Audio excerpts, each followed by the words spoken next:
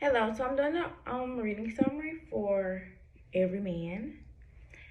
So the author is unknown simply because he felt like his identity should be unknown because the words of God would, like resonate stronger if nobody knew who actually wrote the play.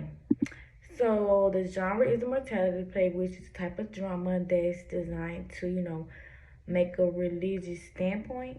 And this one was about, Christian and things like that. So Everyman was a play in the 15th century, and this play was allegorical, meaning that it had characters, such as fellowship, goods, deeds, death, knowledge, people like that. They was actually not real characters, but they stood for characters.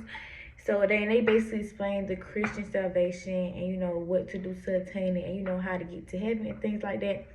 So Everyman was basically like the life that represented all mankind in the play, and its main focus was to like the good and evil deeds of your life being followed by you when you die. Well, being followed by, well, far as God. So, you know. So anyway, so it begins with God, calling out to death to get and bring like all mankind back because God felt as if everyone was just living in sin with no regret. Like they just felt like if they sin, they don't get no punishment. And he didn't like that. So that's when death came in. So death relayed a message to every man, which is also another character in here.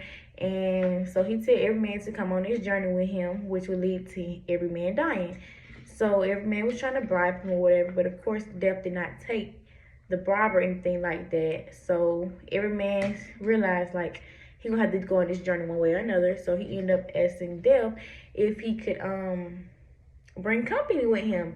And then Death was just like, sure, why not? So he reaches out to Fellowship to come on this journey with him. So Fellowship agreed at first to come on the journey with him, but then once he said that the journey was gonna be difficult, Fellowship was like, nah, I'm okay. I don't want to do that or whatever. So now Fellowship reached out to his cousin, and his cousin said he wasn't gonna come either. He said he had plans, he was busy or whatever, so he didn't come either. So then he asked Goods, but Goods declined because it was like his conditioning was the man's soul to kill. So if he saved one life, then he killed others. So he couldn't. Goods could not put himself in a predicament like that. To, save one and lose many. So he didn't get involved. So then at this point, every man was sad because he felt lonely. Nobody didn't want to come on this journey with him. This, that, and third. So he ended up remembering that he have another person ex, which is Good Deeds. So Good Deeds Good Deeds didn't go because she was, well, it's not a she, but Good Deeds felt weak or whatever. So she introduced every man to Knowledge. So Knowledge agreed to be his guide and by his side. So he then, once he realized he get like one person on his team, he was okay. So he confessed all his sins. Before actually dying, he confessed all his sins, things like that. And by him doing that, it gave him good deeds, strength, and he was accompanied by good deeds. So in the end, by him confessing, admitting to his wrongdoings and things like that, many characters joined him along his journey to the five wits, beauty, strength, discretion, things like that. But up until the point where it was time for him to, so yeah, that story, and I really liked this story. It was very interesting to me.